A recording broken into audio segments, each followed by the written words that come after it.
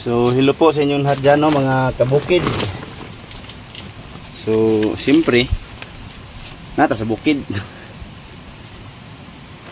So ang trabaho natin ngayon mga kababayan, magtanim tayo ng mais.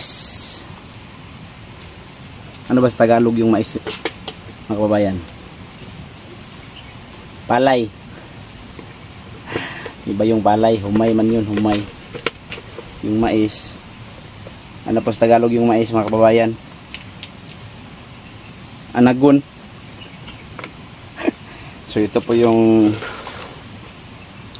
trabaho natin ngayon mga kababayan, no? Magtanim tayo ng mais para po may hihintayin tayo.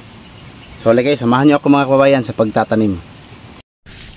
So pupunta muna tayo sa ibaba mga kababayan kasi doon pa tayo magsisimula sa pagtatanim ng mais. Tingnan nyo mga, medyo ano yan, medyo marami pang mga damo. Hindi pa kasi masyado na mamatay ang mga damo sa ginagamit naman na spray o pesticide, herbicide. So yan mga kababayan, no? Gamit po natin sa pagtatanim ay isang kahoy na may matulis yung dulo para po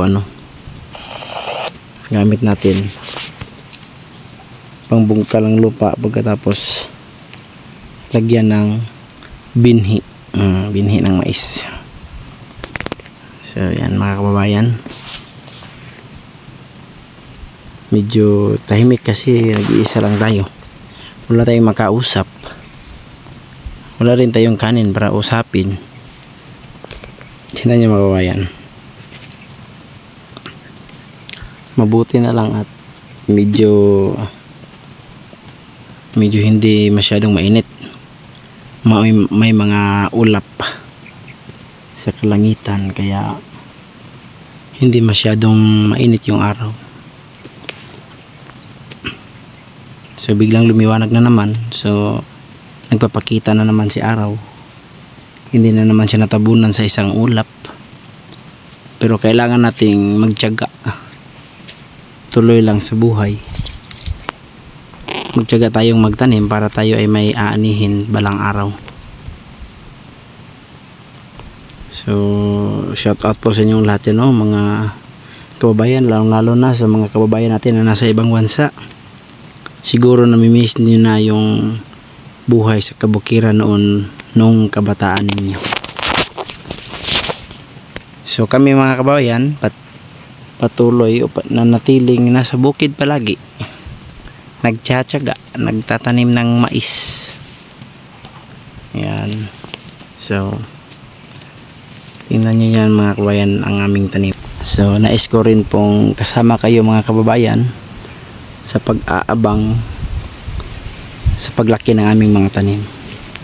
So update nyo rin yung mga video namin mga kababayan. Isalin namin ito sa aming pagbablog, itong aming pagtatanim ng mais.